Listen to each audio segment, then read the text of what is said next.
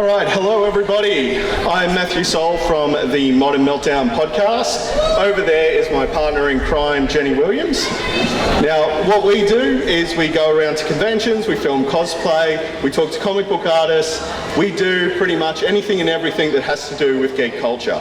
So today I'm very lucky to be speaking with two comic book creators. We have Darren and we have Adan. Oh, sorry, Brad. My apologies, Brad.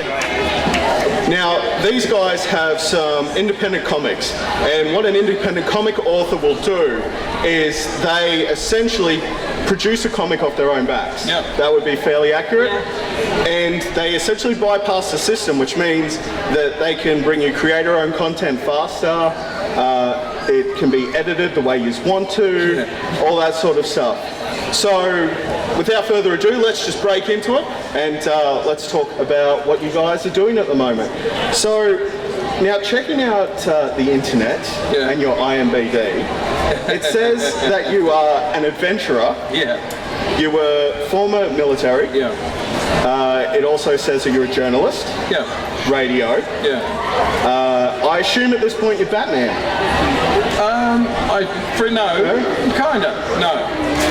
No, you're not Batman? No, I know Batman. See, now Batman would say that he's not Batman.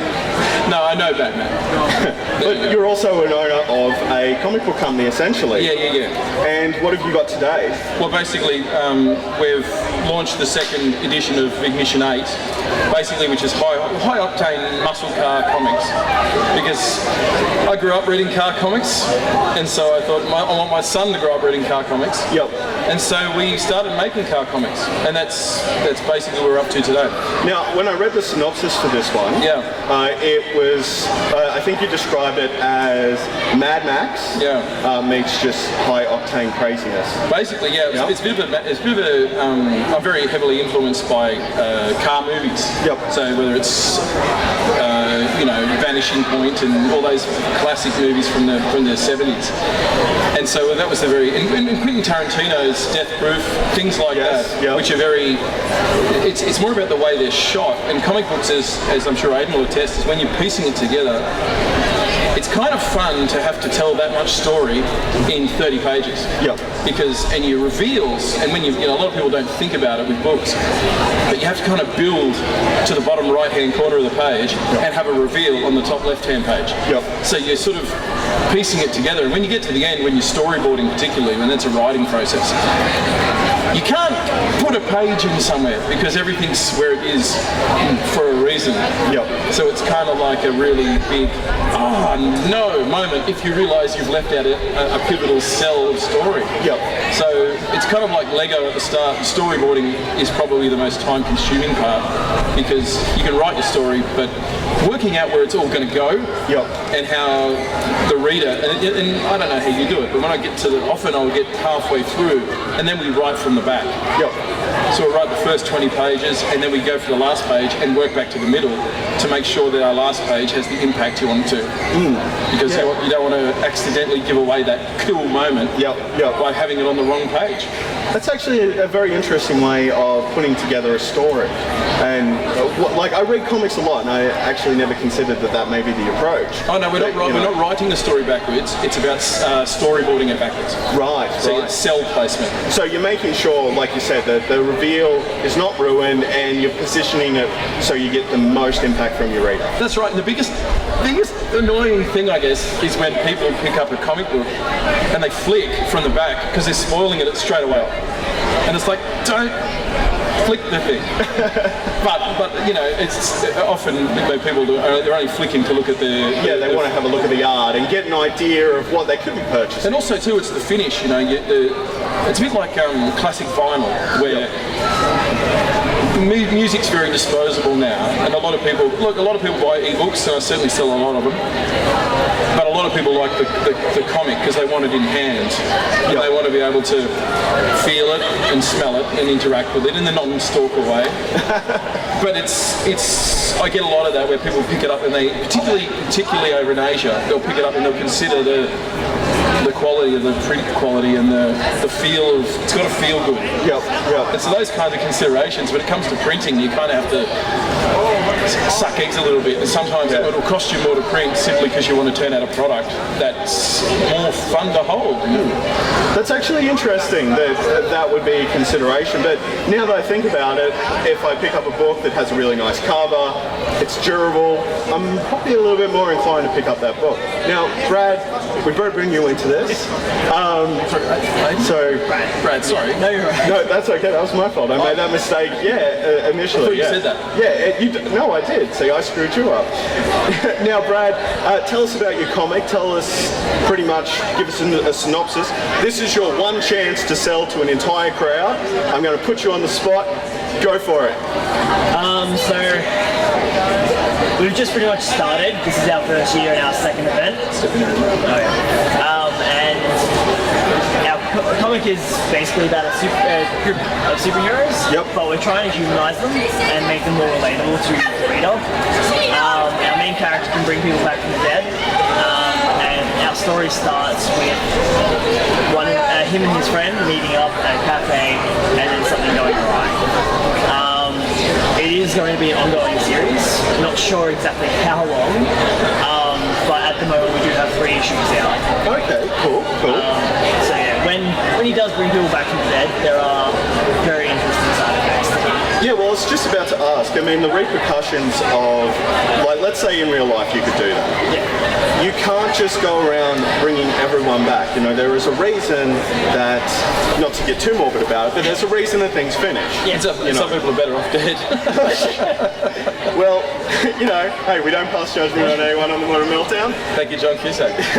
So, when you're exploring those ideas, do you ever put yourself in the character and say, okay, if I had this gift, this ability, when am I going to use it? When do I feel it's appropriate? How did you tackle that? So the main character does struggle with that a lot. Without spoiling too much, he kind of, where humans run off life and death, life energy, if you think of it in energy sense. Yep. Our main character feeds off death.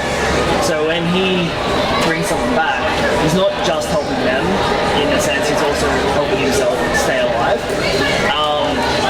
He doesn't bring people back willy-nilly, because as you said, all things should and do come to an end for reasons. His guardian is the voice of reason for that, mainly because he has such a good heart that he would like to make sure that everyone does have a long, happy life with the people they care about. Of course, it's not really the best, because if everyone found out, everyone would want to live forever. Can he terminate? Yes. Super cool. So, the superhero genre has been going on since, what, let's say early World War II, earlier? No, you know, 30s. You know, when Superman first hit the pages. So, there is a lot of superhero stories out there. Now, when you're approaching the superhero book, do you think, okay, what's my approach going to be? Am I going to take a classic, you know, tights and capes, or I'm going to look at modernising it? Were you ever sort of a little bit apprehensive of which way to go? I'm a big fan of, for example, the game Infamous. Yep. Kind of leaning more towards that sort of side, where it's more vigilante justice. They're not wearing capes or fancy suits. They're just normal people with these gifts out to help people. Yep. Probably that Heroes flavour. Is it that kind of thing? Yeah, probably more like Heroes actually. What about that experience? Yeah, most people did. Oh, did you not like it? I like the first 2 seasons. The first 2 seasons of Heroes were not too bad, but then the writer's strike hit, and they kept sending them back in time, again, and again. And by the 4th season, I was like, yeah, they're just gonna. They should just call it. This is the show where we send this guy back in time each week, because that's what it sadly became. But, so you're trying to take this realistic vigilante approach, and that is obviously influencing the way you write the characters? Because I assume if you're writing say a soccer mum, she's going to be a different superhero to say someone who was in the military, for example. You can see that, can't you? Issue 1 of Soccer Mum, a comic with balls or something like that. No, actually, I'm going to go write that now that I think about it. Yeah. I mean, there's a lot of stuff out there that's tackling that sort of idea. Like if you guys have seen Orphan Black. Yeah, well, I think people want to read something that they can semi-relate to. Yeah, they want to hold on to it. Yeah. I think that's maybe why that's superhero movies are desperately trying to become more and more relatable. I think that's why Batman has always been so popular now. Like once upon a time it was Superman. Yeah. That was... Well, one of the biggest considerations that I had to make when writing, and you probably do the same thing, is where you're thinking about your market. Like I haven't got any alcohol in here, no smokes, no alcohol, no drugs, no swearing, because I want to try and hit the Asian market. Yep. Because the religion factor over there is such that they won't let their kids read anything that's going to breach any belief principles. Yep. So you've kind of got to find a balance across cultural balance. So I'm about to launch in Japan next year. Yep. And we actually had to change the title of the comic from Ignition 8 to Diamond Jack. Okay. Because our market testing indicated that Japan love comics if they're named after the lead character. Like Pokemon or Gatchaman or Dragon Balls. They respond to that. And so we changed it, and this guy's name's Mike, but they didn't know what Mike was, so we changed it to Jack because the Japanese market will understand what they're reading. That's actually an interest, again, to how you guys have been, endeavouring to put these comics together. You've put a lot in, you're trying to make it as widely accessible as possible. Well, it's more about identifying the key market stuff. I was chatting to a lovely young fellow before who'd started to draw his own comic, and as I said to him, I said, good business, and most people in show business don't know anything about business. Yep. And that's where they come unstuck. And comics was the same. You said, who's my market? Does my customer have money? That's where it comes down to, is that my market here is actually car guys. Right. We've got more muscle cars per capita than any other country in the world. So I don't sell comics to comic people, I sell them to car people.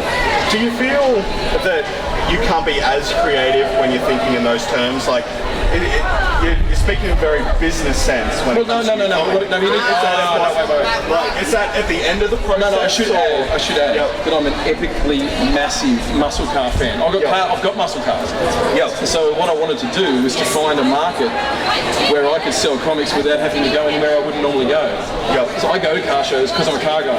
So that's where you start. You started as a fan. Was that the same for you, Brad? You started as a fan of superheroes and were like, okay, I'm going to take this, and put my spin on it. Yeah. And you were just like, I love cars. Let's do a comic about cars. Yeah, absolutely. And it was kind of like, it's one of those things where if I'm going to be at a car show and I can turn that into rather than a recreational activity but a profitable business venture, then I might as well just do that. Yeah. And so that was the market behind it, and there's a very big market for what you're doing.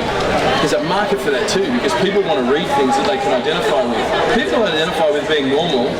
Everybody. I was reading a thesis on it or something a couple of years ago where everybody thinks that they were destined for more than they're currently doing. They won't say it out loud, but they think it. And they look at their life and they go, I'm meant for more than this. And so when they read comics like yours that aren't so far over here that I can't relate to it, but it's here, I could be that special. That's where Heroes and TV series hit people with a tune where, is evolution so bad? What was that movie with Samuel L. Jackson in it and Bruce Willis? That is Unbreakable. Unbreakable, right. M. Night Shyamalan had two good films. What a great concept. I don't know that was pulled off exactly the right way, but I love the concept of that movie, that if someone could be so sick, then someone could be so healthy. It was just talking about spectrum. Yeah, and of course, he dedicated his life to becoming a villain. for his hero. And it's almost like the ultimate fan. Trying to flush his hero out. Yeah, exactly. So, I mean, it's amazing now how much superhero and pop culture has just infiltrated. Yeah. You know, it is. No, that's a very good point. And, you know, they were actually, like Steven Spielberg was saying very recently, he's like, look, I feel that the superhero genre is doomed to fail. It could take all of Hollywood with it. That's like, yeah, he was really getting into it. He said, look, it's going to go the way of the Western. And then Kevin Feige, who cares? Well, Westerns are awesome. Yeah, exactly. Kevin Feige, who has, you know, put together the MCU, the Marvel Cinematic Universe, he said, well, Westerns had 40 years and we've been doing this for 8, so I'm looking forward to the next 32 years. Do you think there's been this fundamental change in society, though, where we're looking for heroes and we can't find a lot of them in real life, and younger people are turning to comics as a sort of outlet? Like, escapism has always been attached to sci-fi or fantasy and that. And then you look at when the big superheroes started around the World Wars. Yes. It's pretty much goes hand in hand. Like you said, the escapism side of it. Globalization's probably been the biggest factor. I remember my father said to my son recently, oh, they didn't have Captain America when I was a little boy. And I said, yeah, Captain America's older than you, Dad. Yeah. It's just that globalization hadn't brought Captain America to the farm where my dad grew up. Absolutely right. Like, it just wasn't there. When I sat down and watched the Captain America film, I'm like, this is never going to fly. I'm like, you're taking a character like Captain America, and you're sending him out into a global audience. I'm like, this is never going to work. And then we've got films like The Winter Soldier, which have brought in $750 million at the box office. Yeah. And it is amazing that people have latched onto those sort of characters. I think what I love about what they've done with the Winter Soldier storylines and things like, I've got even with Guardians of the Galaxy, which was insanely successful. Absolutely. I've got a Rocket Raccoon comic at home from like 1966 or something. And that's not Guardians, it's Rocket. Yeah, it's been a lot of people don't know that it's that old. Yeah. I think it's like new. It's like, it's not new, and it's what's good is I don't have to learn anything new. Yeah. My dad knows it, my son knows it, and we don't have to learn anything. Dude, tell you, when I was in high school and I was talking about Spider-Man and Iron Man, and people were like, what's Iron Man? I'm like, it's Shellhead, good old Shellhead. That's what he's called. Yeah, because if they don't know Iron Man, they're going to know that. Yeah, and it's like, it's Iron Man. And then the movie comes out, and it's like, everyone knows what Iron Man is. My mum knows what Iron Man is. She's like, do you have that handsome movie with the dude in the armor? Can we watch that? Oh yeah, she loves her. Walking Dead as well. Yeah, right. Yeah, isn't that a fantastic comic to TV adaptation story? I love it. Talking about comic book adaptations, it's one of those things where they've done really well. What's interesting, like you see the other side of the fence there with the more soap opera stuff like Arrow and The Flash. Originally, when Arrow started, they did 2 seasons and it wasn't very comic booky. And in the last 3 seasons, they realised they needed to do that. That's right. Like I've actually gone around and watched it yet. There's so much to watch. The metamorphosis has actually been really. It's for the better. Yeah. When they released The Flash, it sort of helped bring that together. Yeah, it pushed them forward. And I mean, when I first started watching it, you just had his name wasn't even Green Arrow. It was just Arrow. That's right. And now it's Green Arrow. And all the comic fans are going, we know that's Green Arrow. Exactly. Right. And then you've got hear them at home on the couch. They just call it Green Arrow. Yeah, I was the same. I just call him Green Arrow. It doesn't have to be Arrow. Sitting there clenched fisted, getting annoyed. It's actually you can always, when you see those movie adaptations in the cinema, you can actually feel the Puritans in the crowd flinch at things that they think maybe not quite right. Yeah, I'm one of those lucky people that I love film, I love comics, and so I can separate the loves for both. So when I'm watching The Winter Soldier, I will forgive it for not being a direct adaptation because it's such a good film. One of the things I actually did, I actually wrote a screenplay for a car film. Yep. And I costed it. And I decided that the shelf life of the product wasn't long enough. I budgeted a short film or a teaser using cars and stuff because I knew enough people with cars. Yep. It was going to cost maybe 10 grand to make a short film that may have a very short shelf life. Yeah. So what I did, and that's where you can see it in here, I actually scripted and you can see the cinematic flavour of the cells because I made what I wanted to make. I wanted a car car film, so I made a car comic. But what's hot about comics is that the shelf life is for as long as the internet's around. Yep. And long after and as from an art perspective, you do your own art, yeah? I am the not the illustrator. I'm the author. You're the author, okay. Because You've picked the right job where you're not drawing and writing at the same time. and one of the reasons that from an art perspective, I was talking to a couple of young students, young Year 12 students just before, who were about to start their HSC major works. And they said, what do you know, any advice? And I said, yeah, recognise that as an artist, you want your artwork to span time. Absolutely. Now, I could paint a picture tomorrow and someone might hang it in their lounge room until they die, and then it'll end up at Salvo's and no one will do anything with it. Yep. But these things here will sit treasured in people's collections forever, because comic people don't tend to get rid of it. No, They just put it, they'll card it, and then when they leave, it'll get sold to another comic shop, and someone else will buy it, and they just transcend time. This for me is watching art, whether it's written product, because I'm a writer of this as well, obviously. Yep. And watch it move. And that's for me, it's the longevity of the product, and comics are a longevity artwork. Like we talk about Captain America. Yeah, exactly. It's just all the way through. Yep. Captain America's not going anywhere. No, absolutely not. I mean, it's kind of the same like from when we podcast.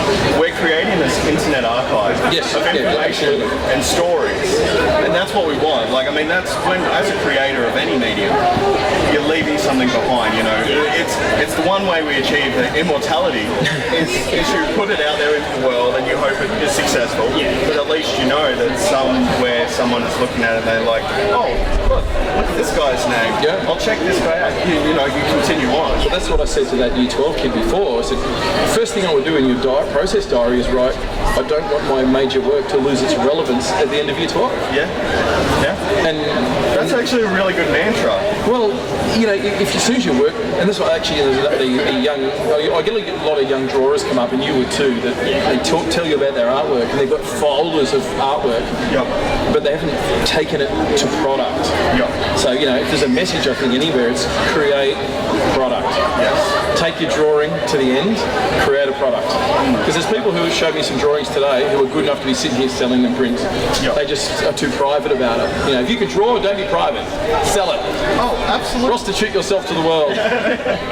Now, we talked a little bit about globalization. Yeah. And for you guys, that has opened up so many doors. Huge. So with globalization, what's happened, if you're not aware, is that we now have things like Kickstarter, we have Indiegogo. This allows creators. Kickstarter is interesting, yeah. Yeah, Kickstarter, yeah. It's allowed creators to get funding directly from their potential customers. You can then put the book out digitally. You know, 15 years ago, you could create a comic, you could take it around Australian conventions, you're never reaching the American market. Now, it's the world. Well, curiously, because I do a lot of stuff in Asia, I got a contract with Samsung because I started drawing on the Samsung Note. And I've drawn an entire comic book on the phone. No computers, just drawing straight on the screen with a stylus. And because everyone in Asia has mobile phones and not computers, that then becomes the selling point for the market. And I've actually used the Samsung sponsorship to fund the comics. So that was a stream of revenue I saw to create product, get some coin, create comics, which of course is the end of the day, isn't it? All you want to do is make more comics. 10 years ago, you wouldn't have had that. But Brad, how have you found it as an independent getting into the market now? Was it more daunting, or was it like, okay, I actually have real revenue streams that I can get to now? Like I can actually get to my people. Just trying to cut the cost is the big thing. Yes. Running, it has been daunting the first few times. It is, on the other hand though, it is very exciting. But yeah, just being able to meet people that are great potential customers is probably the biggest thing for us at the moment. And kind of networking and doing all that sort of stuff. But Isn't it great though when that one kid comes back for second issue? Yes. And you remember him from last year because he comes and he gives him money and he doesn't want issue one because he's clearly on a mission and he goes away. And that's my favourite bit. Is catching that kid who you know you've won, and you'll see him again next year. Absolutely. And those fans will come back and they'll get the books again and they'll get the autograph. I actually picked up a contract late last year writing comics, rally comics, for Top Gear. That's interesting. Yeah, because they went looking for someone who made car comics. And Clarkson didn't punch you in the face? No, only 2 or 3 times. Wow, well, that's how you get in. No, it was actually for BBC print media. And because the world rally champion is a bloke by the name of Nasser Al-Attiyah. And he's from Qatar. So BBC Qatar have contracted us to make 7 rally comics about this guy. Now I got to tell you, rally cars in the desert, some boring comic writing right there. He's kind of going, what am I going to do? A flat tire, camel. We ended up piecing together a fairly decent story, but it was only because I made this. They went hunting. Car people. Who makes car comics? That guy does. Let's get him to do that. So it's actually been a very fast roller coaster for us in terms of revenue. We're taking all the revenue from that and pumping it into this. It's just like more comics. And the process keeps on rolling. Now, guys, unfortunately, we have to wrap it up. Very sadly, because I could talk comics all day. This is my jam. This is what I like to do. Now, before we do wrap it up, where can people find Ignition? www.knifeintexas.com, and I'm over here, so come see me. And if you happen to be you, well, you can find a couple here. Look at that. This is why I got into this business. I could sell you a cruiser for a comic, so there you go, knock yourself out. Absolutely. Thanks for your time. Not a worry at all, Brad. Darren. And Brad, how can people find your comic? You can get it online at www.superrva.com, and we are also just over here as well. Awesome. Well, thanks very much. I'm Matthew Soul. This is the Modern Meltdown. We're going to be podcasting here all day. Thanks very much to Impact Comics Festival, and we'll catch you next time.